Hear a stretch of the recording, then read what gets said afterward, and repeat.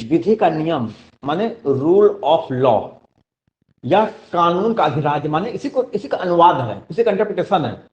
यहां भी जो है कानून का शासन, कानून का राज्य, विधि का नियम रूल ऑफ लॉ उसको कहते हैं कानून का शासन, कानून का अधिराज्य का अर्थ है सभी के लिए एक कानून और सभी के लिए एक न्यायतंत्र, सभी के लिए एक कानून और सभी के लिए एक राज्य, सभी के लिए एक राज्य और सभी के लिए एक न्यायतंत्र, नन ऑफ देम। नहीं, इसका आंसर होगा ए। देखो रूल ऑफ लॉ की है कि सबके लिए एक कानून है, ठीक, तो सभी के लिए एक कानून है ये, या ये में से कोई होगा, और सभी के लिए एक जुडिशरी, एक सिस्टम ऑफ जो है क्या, तो रूल ऑफ लॉ नीचे जान ली ना, सबके लिए एक कानून है और उनके लिए जो है एक ही प्रकार, एक ही, इस कहने की आपके लिए जो है दूसरी कोर्ट है, आपके लिए तीसरी कोर्ट है, सबके लिए एक ही न्याय प्रणाली होगी, एक कानून है और सभी के लिए एक समान न्याय प्रणाली है।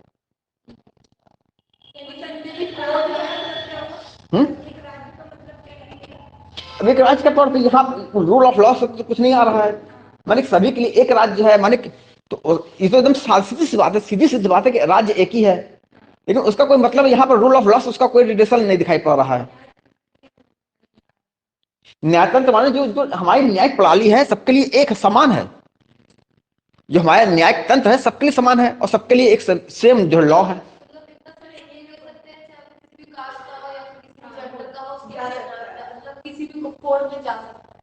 कोर्ट में जिसके लिए जो कोर्ट बनी हुई है, हाँ, सिविल कोर्ट, सिविल का मामला होगा तो आपको जो है क्रिमिनल कोर्ट में नहीं चले जाएंगे।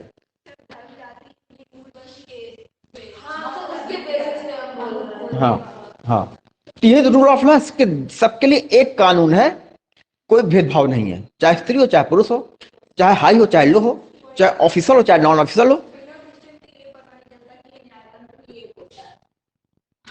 न्यायतंत्र माने जो हमारा जो जुडिशल सिस्टम है सभी के लिए समान है, सेम लॉ है और सेम जुडिशल सिस्टम है। नोट कर लिया? हाँ, इधर बताइए बताइए क्या। वो कहते हैं कि 18 से नीचे हुए तो उनको तो सजा दी ही नहीं जाती है, तो वो एक कोर्ट कैसे हुआ, एक न्याय कैसे हुआ?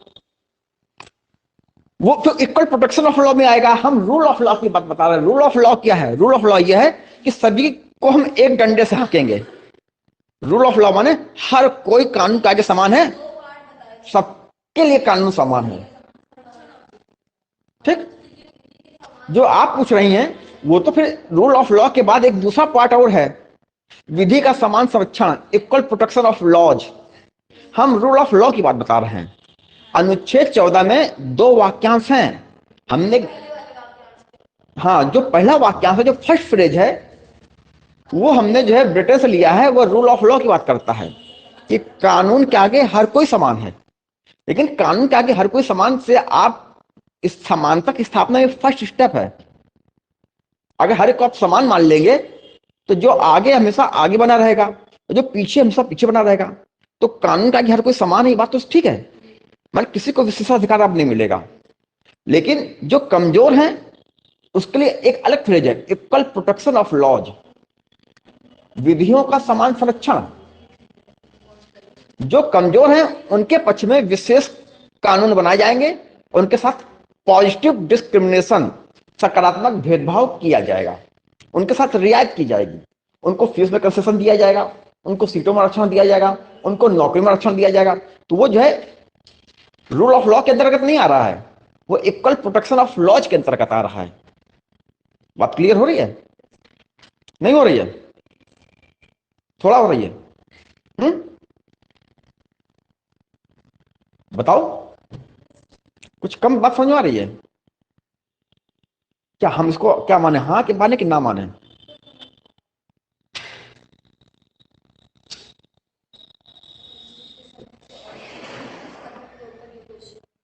अनुच्छेद 14 में 2 फ्रेज है। एक इक्वलिटी बिफोर लॉ, वो जो है रूल ऑफ लॉ है जो हमने ब्रिटेन से लिया है। इसके अलावा एक दूसरा फ्रेज है, इक्वल प्रोटेक्शन ऑफ लॉज, वो यीशु से लिया है। वहां पर क्या करते हैं, समान परिस्थितियों में समान व्यवहार करते हैं। तो हम समान परिस्थिति में समान व्यवहार वो नहीं पूछ रहे हैं, हम रूल ऑफ लॉ के बारे में पूछ रहे हैं।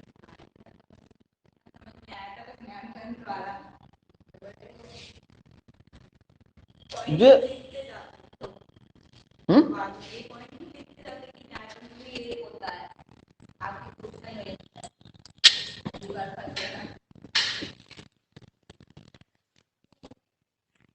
ये प्रश्न जो है बिहार पीसीएस में 2020 में पूछा गया है।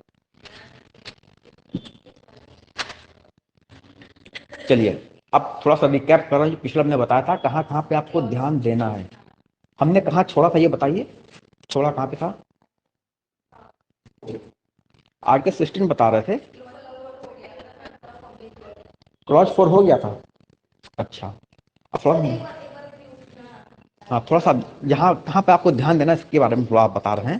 देखो अनुच्छेद जो 14 था, ये तो था कानून के आगे समानता, कानून के समक्ष समता, ठीक, और कानूनों का समान संरक्षण, ये था, ठीक। अब देखिए अनुच्छेद 15 में देखिए क्या था। अनुच्छेद 15 क्या है, अनुच्छेद 15 की हेडिंग क्या है, अनुच्छेद 15 में क्या बताया गया है? अनुच्छेद 15 को कहते हैं भेदभाव के विरुद्ध अधिकार, राइट अगेंस्ट डिस्क्रिमिनेशन। उसकी एक हेडिंग ये भी है। अगर आपसे पूछा जाए कि भेदभाव के विरुद्ध अधिकार किस अनुच्छेद में है, तो अनुच्छेद 15 में है। अनुच्छेद 15 में हमने आपको बताया था कुछ आधारों पर भेदभाव के विरुद्ध अधिकार, कुछ ये लिखाया था, क्या लिखाया था?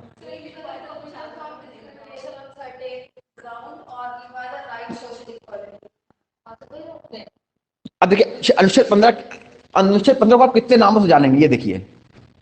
अगर कहा जाता सामाजिक समानता, सामाजिक समानता का अधिकार किस अनुच्छेद में है, किस अनुच्छेद में है? 15 में, ठीक। एग्जाम में पूछा जाएगा अगर भेदभाव के विरुद्ध अधिकार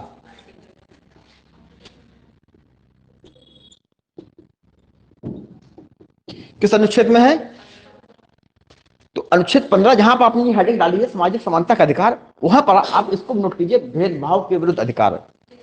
कुछ भी कह सकते हैं एग्जाम में, यूं पूछा जा सकता है भेदभाव के विरुद्ध अधिकार निम्नलिखित में से किस अनुच्छेद में है। तो आपको पता है जब कहा जाए भेदभाव के विरुद्ध अधिकार तो अनुच्छेद 15 की बात की जा रही है, ठीक। अगर सामाजिक समानता की बात कही जा रही है तो अनुच्छेद 15 की बात की जा रही है। अगर मौलिक अधिकारों के संदर्भ में with reference to fundamental rights, if there is mention social equality, right to social equality, या प्रोहिबिशन अगेंस्ट डिस्क्रिमिनेशन, तो ये जो है अनुच्छेद 15 है, ठीक। अब दूसरा आपको क्या ध्यान देना है अनुच्छेद 15 में? दूसरे में अनुच्छेद 15 में जो एक्सेप्शन है इस पर आपको विशेष तौर से ध्यान देना है। अनुच्छेद 15 के एक्सेप्शन देखिए कौन कौन से हैं। देखिए अनुच्छेद 15 का क्लॉज एक तो ये कहता है कि राज्य किसी के भी साथ 5 ग्राउंड पे डिस्क्रिमिनेशन नहीं करेगा। रिलीजन है, रेस है, कास्ट है, सेक्स है, प्लेस ऑफ बर्थ है। 15 ये कहता है कि राज्य नहीं, व्यक्ति भी, नागरिक भी, व्यक्ति भी किसी दूसरे नागरिक के साथ जो है इन 5 ग्राउंड पर भेदभाव नहीं करेंगे। ये नल लगा हुआ सार्वजनिक नल, आप उस जाति के हैं, आपने नल से पानी क्यों नहीं लिया, इस कुएं से आपने पानी क्यों भर लिया, इस स्नान घाट में आपने क्यों नहा लिया, व्यक्ति भी आपस में भेदभाव नहीं करेंगे। तो अनुच्छेद 15 का क्लॉज 1 और क्लॉज 2 ये तो बता रहा है कि भेदभाव नहीं किया जाएगा। एग्जाम के लिए जो आपके लिए इंपॉर्टेंट है वो है इसके एक्सेप्शन। एक्सेप्शन कौन कौन से हैं? 15 क्लॉज 3 ये बताता है ठीक है कि हम on the ground of sex, लिंग के आधार पर, स्त्री पुरुष के आधार पर हम भेदभाव नहीं करेंगे, मगर फिर भी स्त्रियों और बच्चों के लिए विशेष कानून बनाए जा सकते हैं, उनको प्रोटेक्ट किया जा सकता है। तो अनुच्छेद 15(3) किसको रियायत दे रहा है? स्त्रियों और बच्चों को। ये बात आपको याद रखनी है, ठीक। आप ये बात याद रखनी है, 15 क्लॉज 4 क्या कहता है? जो सामाजिक और शैक्षिक रूप से पिछड़े हैं, जो एससी हैं, जो एसटी हैं, उनके लिए हम विशेष व्यवहार कर सकते हैं, उनको हम संरक्षण दे सकते हैं, उनके साथ रियायत कर सकते हैं फीस में, सरकारी स्कूलों में एडमिशन में उनके लिए सीटें हम अलॉट कर सकते हैं। तो 15/4 किससे संबंधित है? एससी, एसटी और ओबीसी। ओबीसी को कहते हैं हम सामाजिक और शैक्षिक कमजोर वर्ग। अगर आपसे ये पूछ लिया जाए कि कौन सा मूल अधिकार का कौन सा अनुच्छेद ओबीसी को आरक्षण देता है? हाँ बिल्कुल, क्लॉज 5 भी यही चीज बताने जा रहा हूं। 15(3) जो स्त्री बच्चों को है, 15/4 जो है, 15 का क्लॉज 4 जो है ओबीसी को जो है आरक्षण देता है, एससी और एसटी को आरक्षण देता है। इनके साथ विशेष या प्रोटेक्शनरी जो है ट्रीटमेंट करता है, इनके साथ संरक्षणकारी व्यवहार करेगा, ठीक। मगर ये व्यवहार किया जाएगा जो सरकारी स्कूल है। सरकारी स्कूल में इन कैंडिडेट्स को फीस में रियायत दी जाएगी, कंसेशन दिया जाएगा। सरकारी स्कूलों में अगर ये एडमिशन लेना चाहते हैं, इनके साथ कोई गवर्नमेंट की स्कीम है, उसको अप्लाई किया जाएगा उस एडमिशन में। इसके बाद क्या है, अगला जो है 15/5 है। ये क्या कह रहा है? ये कह रहा है ये सिर्फ शिक्षण संस्थाओं की बात कर रहा है, चाहे वो शिक्षण संस्था प्राइवेट हो चाहे पब्लिक हो। अब प्राइवेट है तो चाहे उसमें जो है सरकार से उसको जो है ग्रांट या एड मिली हुई है या एड नहीं मिली हुई है, कोई भी प्राइवेट शिक्षण संस्थाएं हैं वहां पर भी जो है सरकार की रिजर्वेशन स्कीम अप्लाई की जाएगी। और फिर से एससी, एसटी और ओबीसी इनको क्या किया जाएगा? एडमिशन में रिजर्वेशन दिया जाएगा। इनको क्या किया जाएगा? एडमिशन में आरक्षण, ठीक। अब अगर एग्जाम ही पूछा जाए कि कोई शैक्षिक संस्थान है, भले ही वो निजी हो, भले ही उसको सरकार से कोई ग्रांट कोई अनुदान नहीं मिल रहा है, तो ऐसे शैक्षिक संस्थाओं में ओबीसी, एसटी, एससी को आरक्षण किस आर्टिकल में दिया जा रहा है? Article 15 clause 5। देखिए दोनों अंतर है। यहां पर जो है कोई निजी स्कूल है उसको नहीं दिया जाएगा, कोई सरकारी स्कूल है, सरकारी कॉलेज है, सरकारी कॉलेज में गवर्नमेंट की रिजर्वेशन स्कीम लगाई जाएगी, लेकिन निजी में नहीं लगाई जाती थी।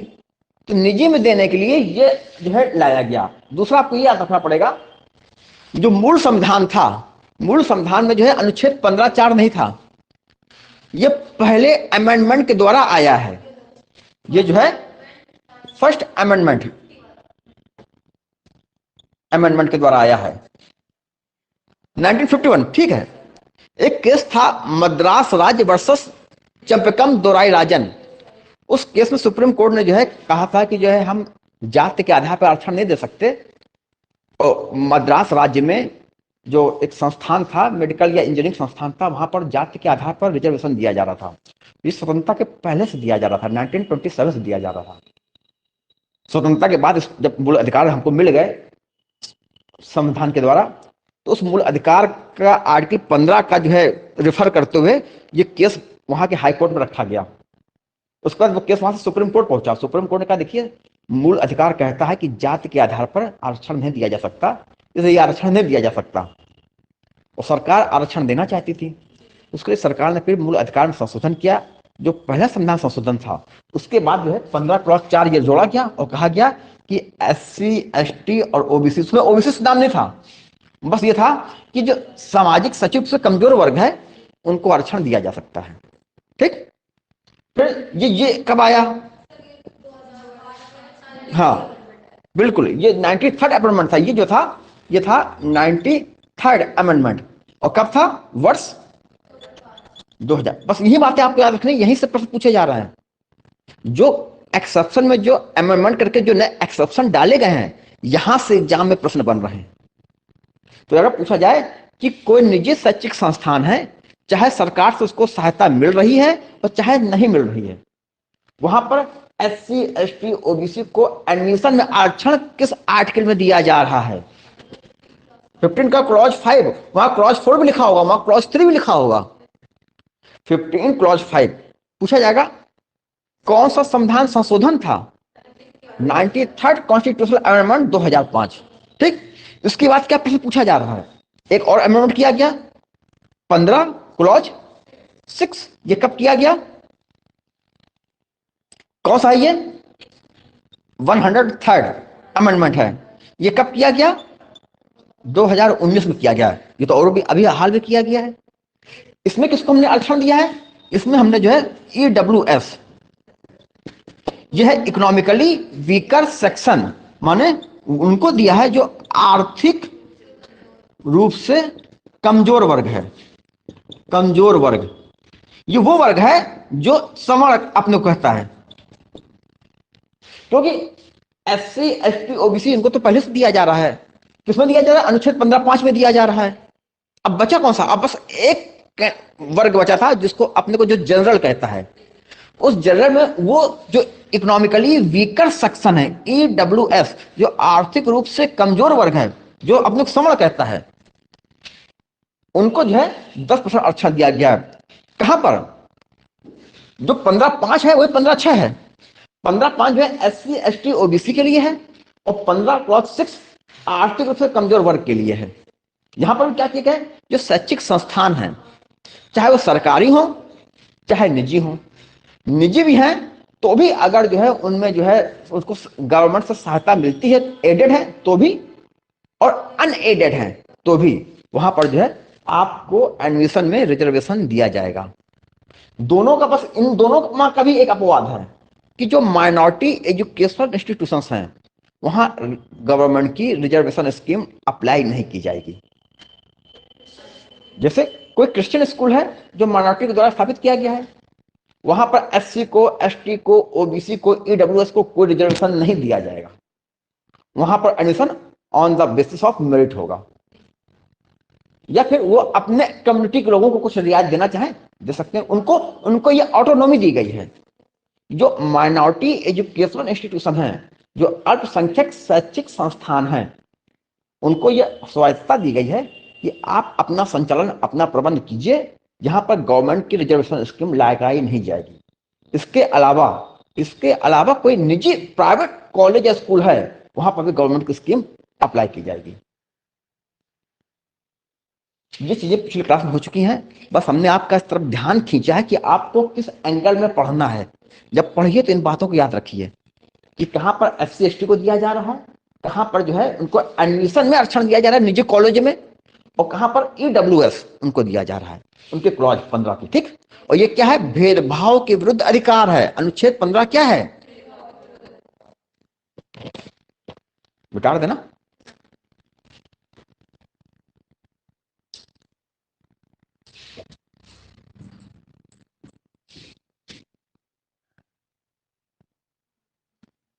ये वो चीजें हैं, जब तक आप उसको इस एंगल से देखोगे तो आप एग्जाम में प्रश्न सही नहीं कर पाएंगे। पढ़ा है आपने, एग्जाम में आपको कंफ्यूजन पैदा होगा। अब आपको इसी एंगल से देखना है।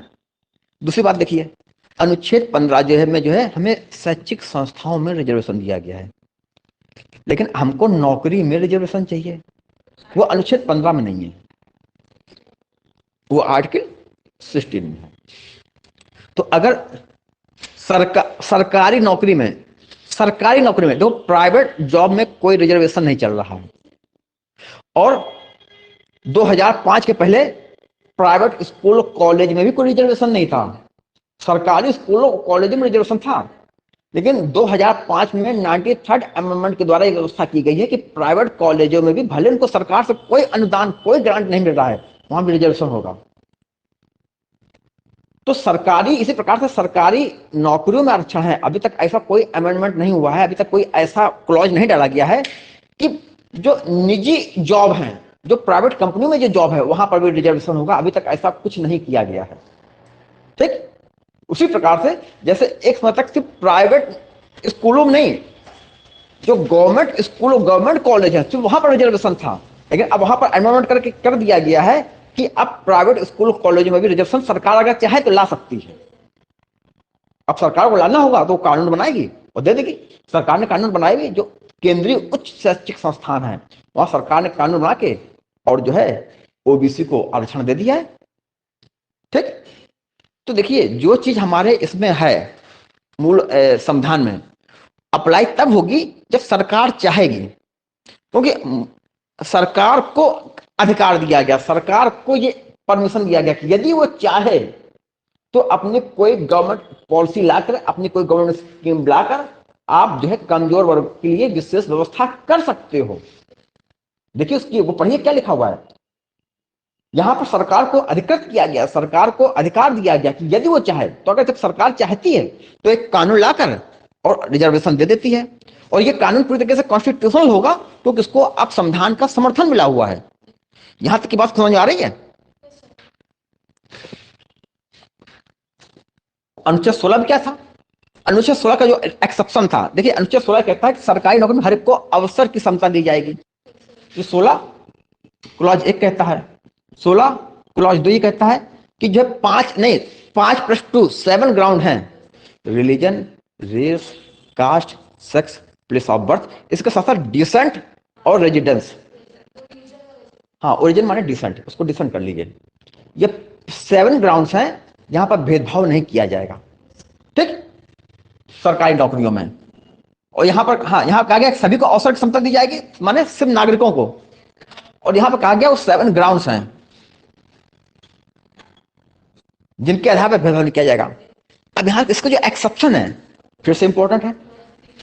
अब जो एक्सेप्शन क्या होगा, क्लॉज 3 कि संसद जो है, संसद को, विधानसभाओं को नहीं, राज्यों के विधानमंडलों को नहीं, जो यूनियन पार्लियामेंट है, जो सेंट्रल पार्लियामेंट है, जो हमारी संसद है, संसद को अधिकार है वो कानून बना के ये व्यवस्था कर सकती है किसी खास जॉब में जो है वहां के रेजिडेंस ही आएंगे। ठीक, यहां पर जो है निवास के आधार पर भेदभाव किया जा सकता है। ठीक, रियायत की जा सकती है, मगर यह अधिकार किसको दिया गया, संसद को दिया गया है।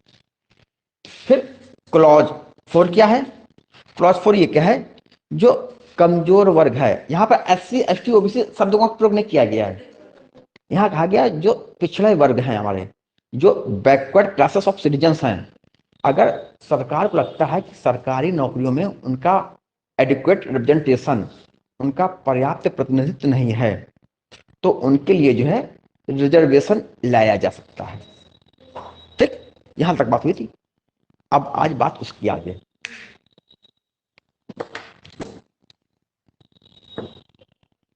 पढ़िए 16(4) हमने क्या लिखा था उसको पढ़िए जरा।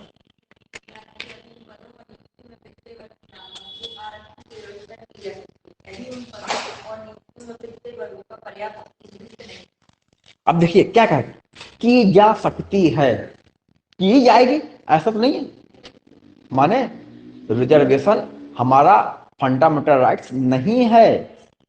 सरकार को अगर लगता है कि ये कमजोर वर्ग हैं, ये पिछड़े वर्ग हैं और सरकारी नौकरियों में इनका उतना प्रतिनिधित्व नहीं है, इनका उतना रिप्रेजेंटेशन नहीं है, तो सरकार कोई रिजर्वेशन स्कीम लाकर और नौकरियों में उनको उतनी प्रतिशत का आरक्षण दे सकती है। ठीक, और जब सरकार को लगे कि हमने अपने रिजर्वेशन स्कीम को फुलफिल कर लिया है, अब सरकारी नौकरियों में इन पिछड़े वर्गों का पर्याप्त प्रतिनिधित्व हो गया है, तो सरकार रिजर्वेशन स्कीम को खत्म कर सकती है। तो रिजर्वेशन जो है किसी भी नागरिक का मौलिक अधिकार नहीं है, ये सरकार के ऊपर है।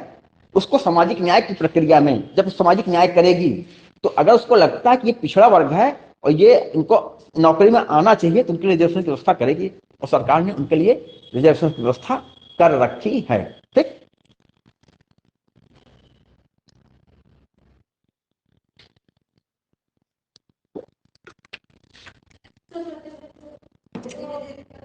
Representation, representation. चलिए तो अब आज आगे बात करते हैं।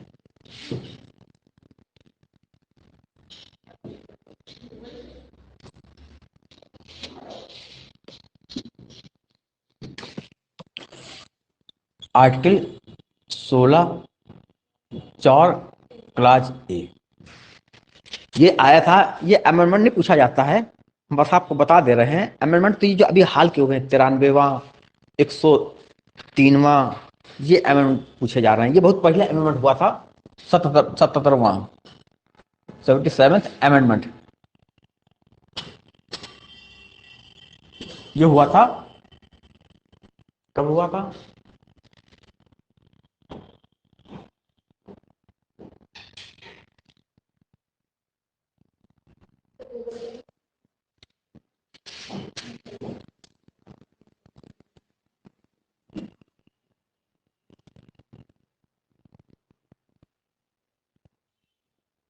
पिचासी में शायद हुआ था।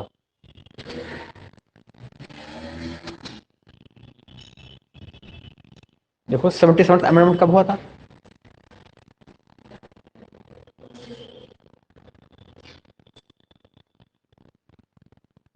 सर 1995 1985 में हुआ था। 95 में है। और वही थी 1985 1985 है। अच्छा अच्छा। हाँ, इसमें ये व्यवस्था की गई थी कि जो अनुच्छेद 16(4) है, जो अनुच्छेद, इसके पहले अनुच्छेद ये था, अनुच्छेद आर्टिकल 16 क्लॉज 4, ये तो बताता था कि जो कमजोर वर्ग है माने SC ST OBC, इनको जो रिजर्वेशन दिया जाएगा किसमें? भर्ती में। जो इनिशियल अपॉइंटमेंट होता है, जब भर्ती निकलती है, आप अप्लाई करते हो, फिर उसके बाद आपका सिलेक्शन होता है, तो सिलेक्शन लेवल की बात कर रहा था अनुच्छेद 16 क्लॉज 4 कि जब भर्ती की जाती है, जो इनिशियल अपॉइंटमेंट होता है, उसमें रिजर्वेशन दिया जाएगा कि OBC है तो उसको हमने 27% दिया, SC है 22% दिया, ST है 7.5% दिया, ठीक। लेकिन भर्ती के बाद जो है हमें आगे भी, अगर SC और ST कैंडिडेट है और हमें लगता है कि सरकार की नौकरी में उसका पर्याप्त प्रतिनिधित्व नहीं है, हम उसको प्रमोशन में भी आरक्षण देंगे, ठीक। ये कि आपकी भर्ती हो गई, भर्ती के बाद जो है SC और ST कैंडिडेट को जो है पदोन्नति में भी आरक्षण की व्यवस्था की गई है। ये किसके द्वारा की गई है? 77वां संविधान संशोधन, ठीक। अच्छा देखिए, जी अनुच्छेद 16(4) था, जब यहां पर जो है शुरू से ही जो है, जब से संविधान लागू हुआ है तभी से जो है हम जो है SC और ST को जो है हम रिजर्वेशन दे रहे थे, ठीक। OBC को रिजर्वेशन हमने 1990 से देना शुरू किया है।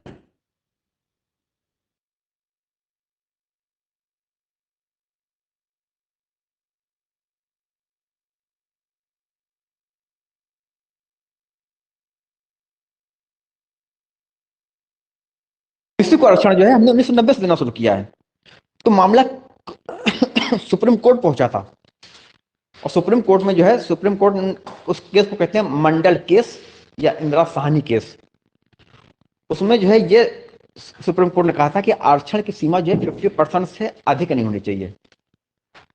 आरक्षण जो है जो आप दे रहे हैं 50% से ऊपर नहीं होनी चाहिए, वहां पर ये बात कही गई थी। और ये भी कहा गया था कि जब आप आरक्षण दे रहे हैं तो आरक्षण में जो OBC हैं, OBC में जो सक्षम हैं उनको आरक्षण नहीं देंगे आप, OBC में वो वर्ग जो कमजोर है उनको आरक्षण देंगे। अब जो सक्षम है उनको बाद में कहा गया क्रीमी लेयर, तो OBC में जो क्रीमी लेयर में जो आते हैं उनको रिजर्वेशन नहीं दिया जाता है। OBC में वो लोग जो आर्थिक रूप से कमजोर हैं उनको रिजर्वेशन दिया जाता है। वहां कुछ गाइडलाइंस दी गई थी, उसके अलावा वहां पर यह भी कहा गया था कि जो है पदोन्नति में आरक्षण नहीं दिया जाएगा। आपने बार आरक्षण दे दिया इनिशियल अपॉइंटमेंट में, भर्ती में आपने उसको आरक्षण दे दिया SC ST को, अब ये नहीं कि आप वो जब आगे प्रमोशन हो रहा है तो वहां भी उनको बार बार रिजर्वेशन दे रहे हो, ये आप नहीं करेंगे। तो उसी इंदिरा साहनी केस के प्रभाव को निरस्त करने के लिए जो है 77वां संविधान संशोधन 1995 आया था। और इसमें क्या कहा गया? इसमें कहा गया वो लोग जो SC हैं और जो ST हैं उनको जो है पदोन्नति में आरक्षण दिया जाएगा, पदोन्नति में आरक्षण, प्रमोशन, ठीक। बस इसमें इतनी बात है। आर्टिकल 16 क्लॉज 4 सब क्लॉज 1 क्या कहता है? SC और ST को पदोन्नति में आरक्षण। देखिए इसका यह अर्थ है जो SC ST है वो अब गवर्नमेंट एम्प्लॉय हो गया है। गवर्नमेंट एम्प्लॉय कैसे हुआ? आर्टिकल 4 के द्वारा उसको SC ST को रिजर्वेशन दिया गया, गवर्नमेंट एम्प्लॉय हो गया। अब गवर्नमेंट एम्प्लॉय होने बाद अब उसको आगे प्रमोशन में भी हम रिजर्वेशन देंगे। इसका अर्थ ये हुआ कि मान लीजिए 2 कैंडिडेट हैं, एक जो है एक जनरल कैंडिडेट है या ओबीसी कैंडिडेट है सपोज, ठीक, उसका जो है मान लीजिए 2020 में उसका जो है सिलेक्शन हुआ आईपीएस में। तो अब उसको जो है जब प्रमोशन होगा तो कब होगा, 10 साल बाद 2030 में उसका नंबर आएगा।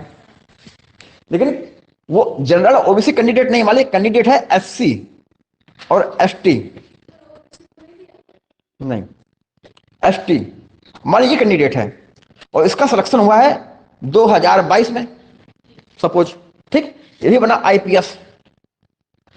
तो ये हो सकता है 5 साल बाद जो है, 5 साल बाद जो है 2027 में, 2027 में ये जो है इसका प्रमोशन हो जाएगा। बात समझ आ रही है?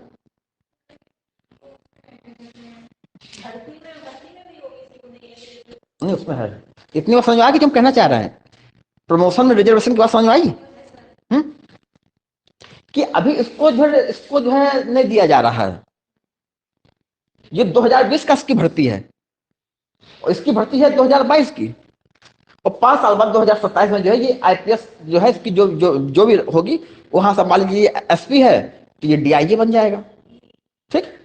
और ये जिसका सीनियर है जो जनरल या ओबीसी से है, ये 2027 में ये जो है एसपी बना रहेगा। माने ये बात समझ, कहना आप कहना ये चाह रहे हैं कि रिजर्वेशन जो है प्रमोशन में भी जो एससी और एसटी कैंडिडेट को दिया जाएगा।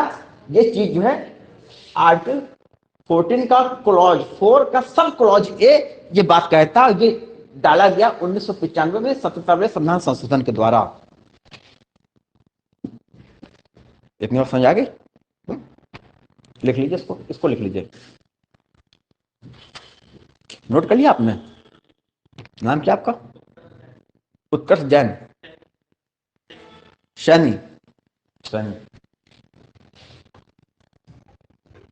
ये हो गया ना? देखिए अगला आर्टिकल क्या है, बस यहां पर बस आपको उतना याद रखना है। आर्टिकल क्लॉज 4 सब क्लॉज है, इसमें क्या है, एससी एसटी को पदोन्नति में आरक्षण। अब यहां पर बस ये ध्यान रखना, ये एससी एसटी कौन है? ये वो है जो गवर्नमेंट एम्प्लॉय हैं,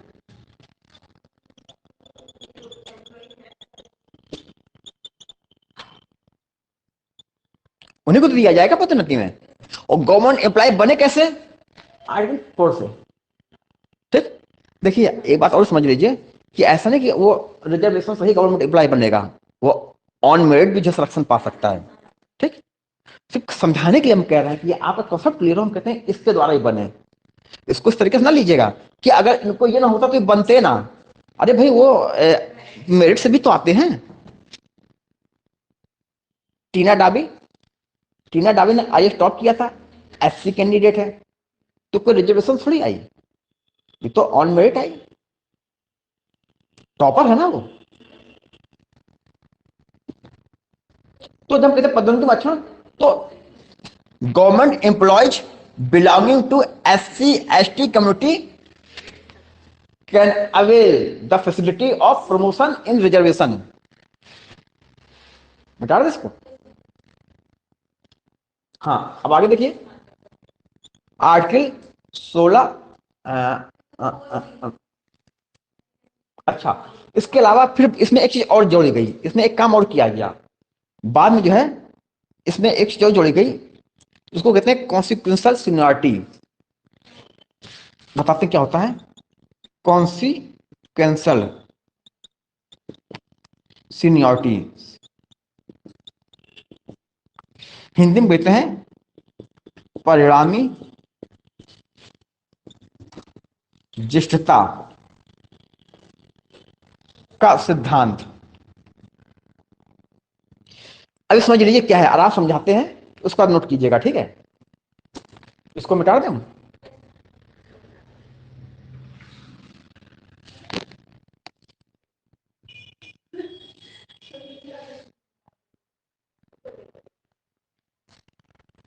अब देखिए होता क्या है,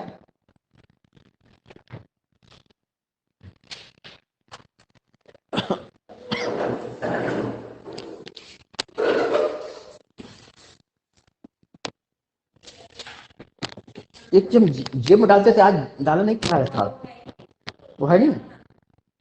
अच्छा ये है, इससे कुछ गड़बड़ तो नहीं हुआ, जेब में तुम्हें पड़ा नहीं था? हम्म?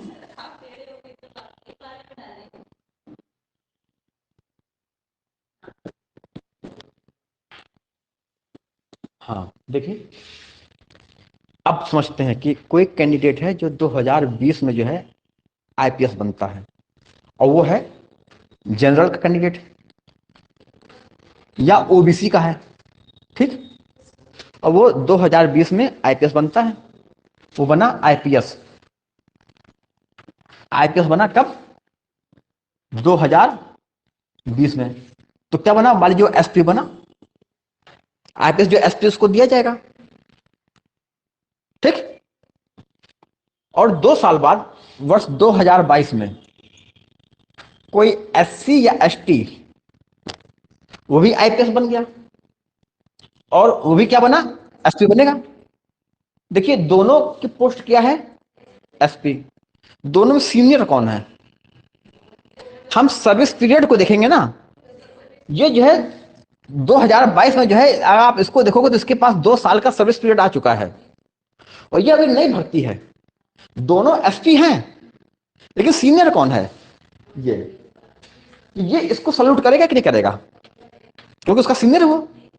अच्छा, अब हमने पदोन्नति में आरक्षण दिया, तो 5 साल बाद देखते हैं क्या होता है, माने 2027 में देखते हैं क्या होता है। 2027 में यहां से हम जो 5 साल चलते हैं, आफ्टर 5 years, ठीक। अब दो माने अब समय आ गया 2027 का। ये तो महाशय एसपी ही बने हुए हैं। 2027 में जो जनरल कैंडिडेट था, ये जो जनरल कैंडिडेट था, या जो ये ओबीसी कैंडिडेट था, 2027 में क्या है, ये आज भी जो है क्या है, एसपी है। और ये जो एससी एसटी कैंडिडेट था, 5 साल बाद इसको मिल गया प्रमोशन, क्योंकि प्रमोशन में आरक्षण। तो 2027 में ये हमारा जो एससी था या एसटी था, अब ये क्या हो गया 2027 में, ये हो गया डीआईजी।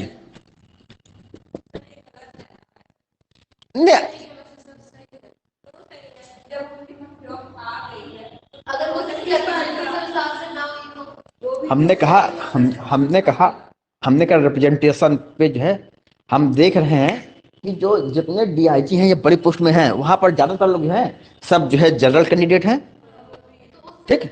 और जो है जो एससी एसटी कैंडिडेट हैं, वो उनको प्रमोशन नहीं मिल पा रहा है, क्योंकि वो अभी नीचे बने हुए हैं।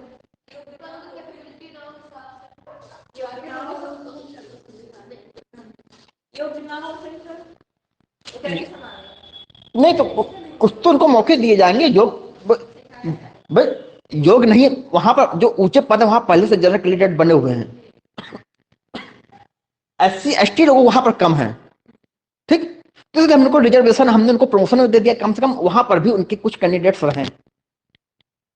हाँ, ये भारत पूरे सभी वर्ग का है। कुछ लोगों के अंदर ये फीलिंग्स ना आए कि ये देश जिस चंद उन वर्ग का है, सभी लोगों का देश है ये। और वो लोग जो वहां पर नहीं पहुंच पा रहे हैं, अगर है तो अब तो उनको देने की जरूरत नहीं है। हम देख रहे हैं जितने डीआईजी हैं या जो है आईजी हैं, डीजीपी हैं, हमेशा वहां सब जो है जनरल कैंडिडेट ही आते हैं। कोई ठाकुर है, कोई ब्राह्मण है, कोई ये है, कोई है। ये एससी एसटी कम दिखाई पड़ते हैं,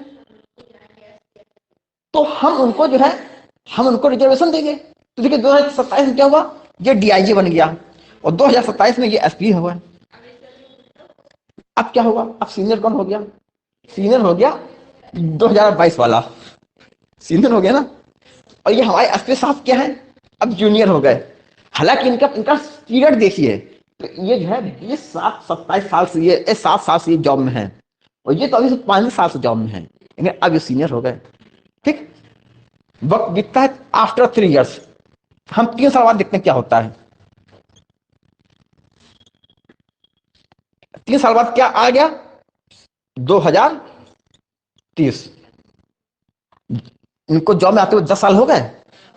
अब हमारे जो है ये महाशय हैं, अब ये भी जो है डीआईजी बन गए। बन गए। ये कौन है? ये जनरल कैंडिडेट है। और हमारे ये तो पहले से डीआईजी बने हुए हैं एससी एसटी 2030 में। ये तो डीआईजी पहले से बना हुआ है। अभी अभी 3 साल बाद फिर इसका प्रमोशन होगा। अभी तो 2 साल और उसको इंतजार करना पड़ेगा। अब ये तो डीआईजी पहले से बना हुआ है। ये कौन है? ये एससी एसटी है। यहां तक बस समझ में आ गई? अब देखें दोनों का पोस्ट क्या है। सर्विस पीरियड किसका ज्यादा? जनरल का। जनरल का ज्यादा ना, वो 2020 में भर्ती हुआ था। ठीक, उसको सर्विस में आए हुए 10 साल हो गया है। इसको सर्विस में आए हुए कितना हुआ है? 8 साल हुआ है। दोनों की पोस्ट एक है। अब सीनियर कौन हो गया? जनरल, क्योंकि दोनों की पोस्ट डीआईजी है। लेकिन अब सर्विस पीरियड किसका ज्यादा है?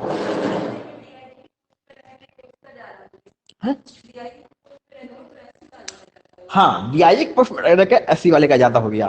क्योंकि हाँ हाँ, तो यहाँ पे ये जो कॉन्सिक्वेंस सीनियरिटी यही है कि एक बार आप सीनियर हो गए तो आपकी सीनियरिटी बनी रहेगी।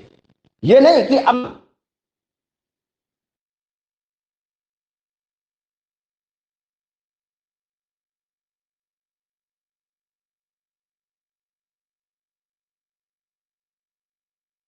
एक बार आप जो है सीनियर बन गए तो आपकी सीनियरिटी कायम रखी जाएगी, आपकी बनी रहेगी। ये है कॉन्सिक्वेंशियल सीनियरिटी का रूल ऑफ कॉन्सिक्वेंशियल सीनियरिटी।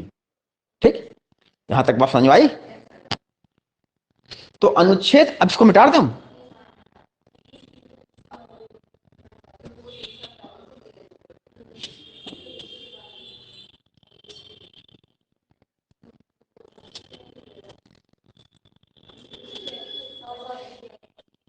अब फिर से देखिए हमने आपको क्या बताया।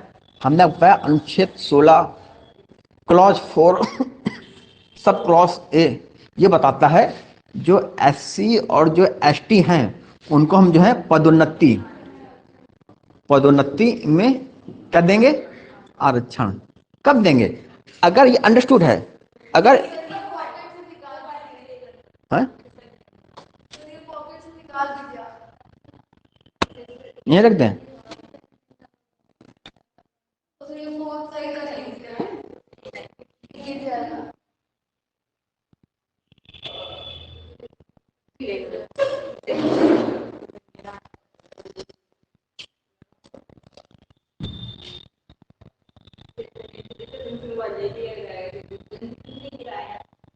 वो पूरा बोर्ड नहीं आ रहा, पूरा बोर्ड नहीं आ रहा है। ठीक,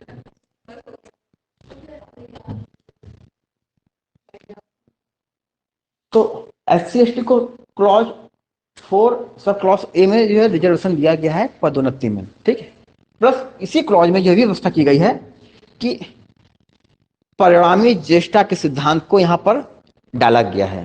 प्लस यहां पर क्या किया गया है? यहां पर rule of consequential seniority, Hindi में कहेंगे परिणामी ज्येष्ठता का नियम लागू होगा। देखिए यहां से कोई विशेष आपका प्रश्न बनेगा नहीं। बस आपको इतना याद रखना है कि article 16 clause 4 sub clause A में जो है एससी और एसटी को भी पदोन्नति में आरक्षण दिया गया है। ठीक, इन्हीं को दिया गया है, ओबीसी को नहीं दिया गया है, जनरल को नहीं दिया गया है। और यहाँ पर परिणामी ज्येष्ठता के नियम को स्वीकार किया गया। बस यहां से प्रश्न बनता नहीं एग्जाम में, मगर आपको पता होना चाहिए कि अनुच्छेद 16 में, ना सिर्फ अनुच्छेद 16 के क्लॉज 4 में नौ कि किसी भी हालत में जो आप रिजर्वेशन दे रहे हो ये 50% से ज्यादा नहीं होना चाहिए। हाँ, कोई एक्स्ट्रा ऑर्डिनरी सिचुएशन है वहां आप उसको आगे कर सकते हो 50% से ज्यादा, अन्यथा आप नहीं कर सकते। ठीक, तो अब क्या हो रहा था कि अब जो बैकलॉग सीटें थी वो अब रिजर्व में ले जाके जनरल में जाती, क्योंकि हम देखते जहां 50% से कोटा ऊपर बढ़ रहा है हमको उसको जनरल में शिफ्ट करना पड़ता। तो एक संविधान में संशोधन किया गया, ये कहा गया कि जो बैकलॉग सीटें हैं जो अनफिल्ड हैं उनको हमेशा एक अलग क्लास माना जाएगा, एक अलग जॉब माना जाएगा, इसमें इसको शामिल नहीं किया जाएगा। और यहां पर जो 50% की जो सीलिंग सुप्रीम कोर्ट ने लगाई है ये मानी नहीं जाएगी। मतलब इनका यह कहना था कि मान लीजिए कोटा बढ़ते बढ़ते जो है 50% से ऊपर निकल गया बैकलॉग के केस में, in case of backlog vacancy, तो वहां पर ये 50% की सीलिंग लागू नहीं की जाएगी।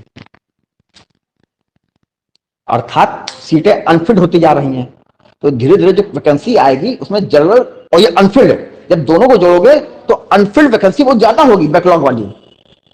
तो अगर पूरी वैकेंसी आप देखोगे तो आपको लगेगा कि जो है जो रिजर्व सीटें हैं वो तो 50% से बहुत ऊपर निकल गई। तो यहां पर जो व्यवस्था दी गई थी जो है एक संविधान संशोधन के द्वारा कि जो बैकलॉग सीटें हैं उनको एक अलग सीट मानी जाएगी और वो जो है रिजर्व कैंडिडेट के द्वारा ही भरी जाएगी। उसको जनरल के साथ जोड़ के आप नहीं देखोगे कि हमारा रिजर्वेशन 50% से ऊपर निकला जा रहा है, आप ये नहीं मानोगे। बात समझ आ रही है? इसको बस मोटा मोटा समझ लीजिए, यहां से कोई प्रश्न बनेगा नहीं, बस आपको पता होना चाहिए किस क्लॉज में क्या दिया गया है। अभी जब आप इसको लिखोगे तो और समझ में क्लियर हो जाएगा।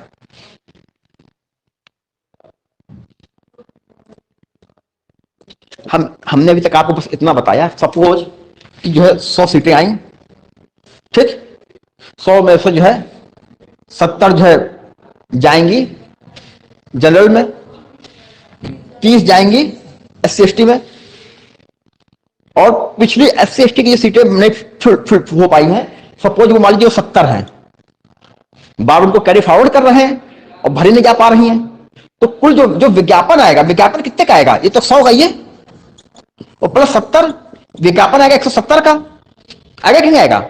इस 170 में जनरल सीटें कितनी होंगी? 70, और रिजर्व सीटें कितनी होंगी? 100। यहां तक बात समझ आई? तो अब क्या लग रहा है बताइए कि 170 में से 100 सीटें तो रिजर्व है, जनरल है 70, तो हम रिजर्वेशन जो है 50% से ऊपर निकल गया, नहीं निकल गया? इसी बात को कहा गया था कि जो रिजर्वेशन हर हालत में 50% से ऊपर नहीं जाना चाहिए। आप पिछली अनफिल्ड सीटों को बार बार आगे फॉरवर्ड कर रहे हो क्योंकि भरी नहीं जा पा रही हैं, और उनको उन्हीं से भरना चाहते हो SC/ST कैंडिडेट से, तो धीरे धीरे वो बैकलॉग सीटों का इतना बड़ा गुच्छा हो गया है कि अब 70 सीटें अनफिल्ड है पुरानी वाली जो SC/ST को जानी चाहिए थी, और इस बार फर्स्ट सीटें निकली 100। इन 100 में से 70 तो जनरल को जाएंगी और 30 जाएंगी कोटे को, और प्लस 70 ये पिछले साल की, पिछले वर्षों की, तो 70 और 30 कितनी हो गई? 100। तो 100 सीटें तो आपकी जो होगी कोटे वाली और 70 हो गई जनरल की। तो ऐसा दिखाई पड़ रहा है कि 170 सीटों में से 100 जो है आपकी रिजर्व है और 70 जो जनरल की है। तो ये तो जो है देखा जाए तो 170 में 50% से ज्यादा रिजर्वेशन होना नहीं चाहिए, ये तो काफी आगे निकल गया। बात समझ आ रही है?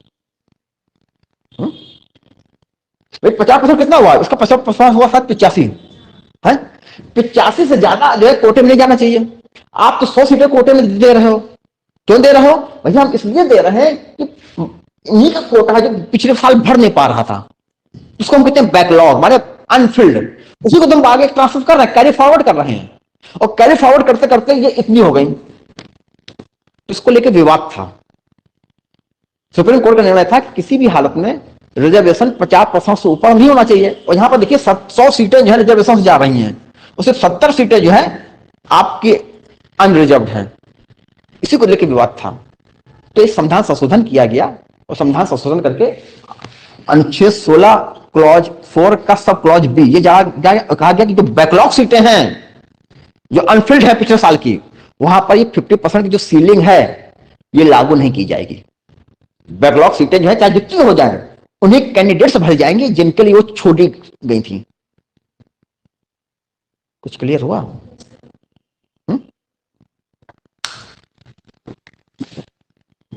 देखिए अगर नहीं भी क्लियर हुआ चिंता की बिल्कुल बात नहीं, यहां से प्रश्न नहीं आएगा, ठीक, बस ये कॉन्सेप्ट समझने के लिए जरूरी है।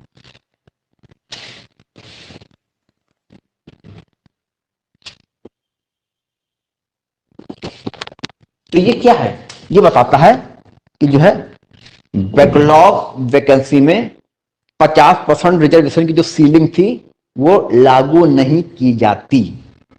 It ends the 50% ceiling on reservation in backlog vacancies. ठीक, लिख लीजिए, पहले अंग्रेजी में लिखिए। इट एंड्स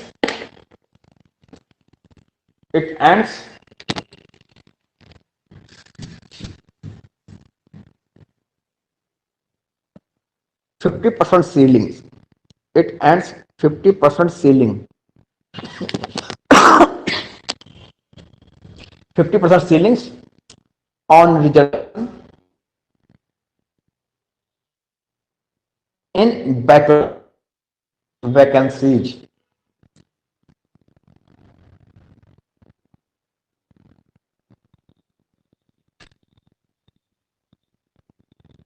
अब ये बात समझ में आ गई आपको इसका? अब क्लियर है? हिंदी में लिख लीजिए।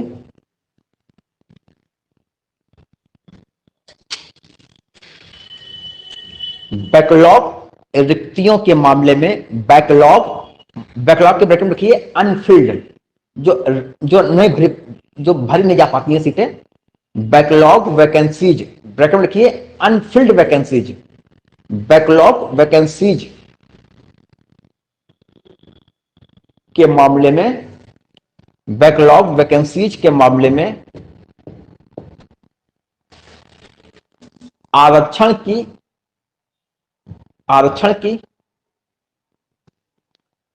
50% की अधिकतम सीमा, आरक्षण की 50% की अधिकतम सीमा लागू नहीं होगी। लागू नहीं होगी।